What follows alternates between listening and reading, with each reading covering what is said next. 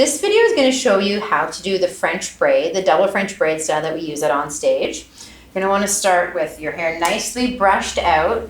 The less tangled it is to begin with, the easier the separating for the French braids is going to go. I also like to recommend to our students that if their hair is a little bit greasy, the French braids seem to stay in a little bit better and a little bit longer and a little bit tighter. So if you want to forego washing your hair for a couple days before, it will likely make it easier for you. I'm going to get out my comb that has the tail. I'm going to use this tail to make the part. So I'm going to get Violet to put her chin up. I'm going to line up my comb right in line with her nose. I'm going to make my part going directly in a straight line on her head. Now some children's hair is super easy to part straight, others is a bit more tricky. Head straight for me, please, now. But I'm going to just draw that straight line as straight as I can and try to separate the hair right down that straight line.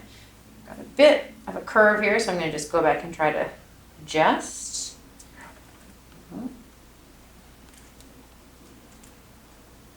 There we go, that's better. So whatever side you're not working with, you're going to want to just pull that aside fairly tightly and put it into just a messy pony for now so that the hair's out of your way and it's not going to get tangled into your French braid.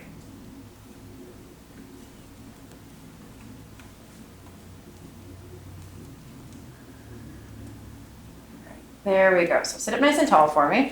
So to start our French braid, I'm going to put your chin up and you're going to want to brush all the hair backwards. Now before we begin and I show you how to do the actual braid, let's talk about the placement.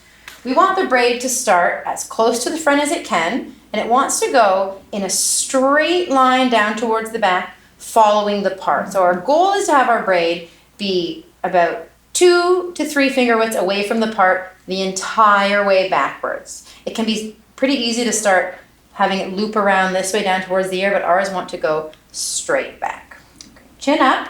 We're going to start with 3 small strips of the hair. The smaller it is, the tighter our braid is going to be, especially important when we're just first starting. So we have our 3 strands, and we're going to start with the one closest to the part, and it's going to dip under the middle strand. You got to have nimble fingers for this. I'm going to switch that middle strand. Now my middle strand has become my side strand. Okay. I'm going to take my outside strand. I'm going to tuck it underneath the new middle strand, and that becomes my new outside strand. This whole time I'm doing this, I'm pulling really tightly. So the dancers are going to be nice and calm. They know what's going to pull. They know what to expect. I'm going to take my new outside strand. I'm going to take just a little bit more hair from the rest of it that's hanging down there. Just a little bit. We don't need to worry about taking too much. It's all going to get included. And I'm going to, again, tuck that underneath the middle strand, pulling nice and tight at the end of every strand. Same thing with this outside. I'm going to pick up a little bit more, never too much. I'm going to pull that underneath the center strand and pull tightly. So you can already see the braid starting to form. And because we are tucking the strand underneath instead of over, the braid is going to stick out from the head a little bit. You're going to want to make sure you're taking less from the inside every time because you want to keep the braid in line with the part.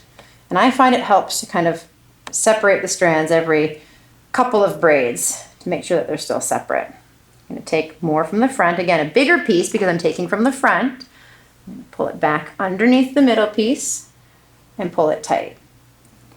A smaller strand from the inside. Tuck it underneath and pull. A bigger strand from the outside. Make sure you separate it out first. Tuck it underneath and pull. And again, because we're doing the Dutch braid or the over braid style, which means that the braid is over top of the rest of the head, it is easier to hide some of our mistakes later on or if we've got some bumps and bulges anywhere. And also, this style makes it a lot easier to keep your hair in for an entire day or even sometimes 2 days, which is really handy. Once we get to this style, you can just do it once and leave it in. So you see, the more I go, the more hair I get into my braid. My braid starts to get a little bit thicker, and it should be feeling like I'm pulling pretty tight at this point. How does it feel, Violet? Pretty tight? Yeah. Yes. You can see I've done my best to keep my braid decently in line with the part. It is going to come out a little bit because we do have more hair, but I want it more towards the center of the head then towards the face.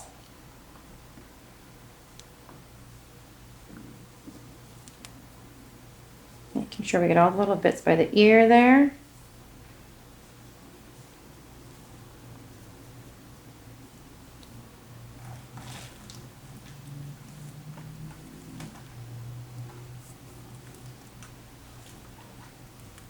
So as we get down to the bottom, you want to make sure you're getting all of the little wispies at the end,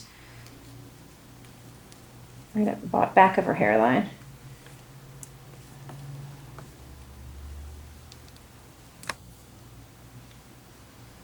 And once we've picked up all the hair at this point, you can just continue your braid all the way down, making sure that you're crossing it underneath as opposed to over.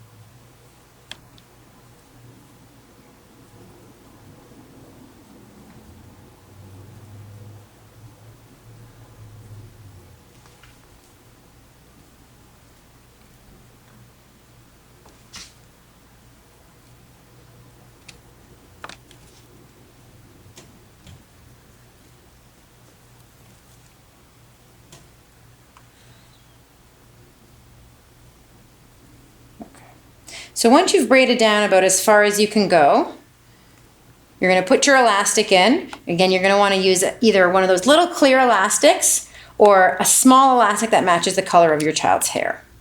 So now that's your Dutch style French braid. You can then get your hairspray out, and you're going to want to spray the whole entire thing to make sure it stays in. You can also use your hands or a comb to get any little wispies tucked in. And the nice thing about this style of braid, because it is the over braid, is that if you do have any bumps or lumps that you don't like, you can use your flat bobby pins, and you can just tuck whatever you want into that pin, and tuck that pin right into the braid, so you can fix any little mistakes, and nobody's ever going to know. So there's your French braid. We would do then the same thing all along the other side. And sometimes we'll leave them down. Other times we'll take the braids and we'll pull them in to make a ponytail. And from there, you can make your low bun following the instructions on the low bun and high bun video.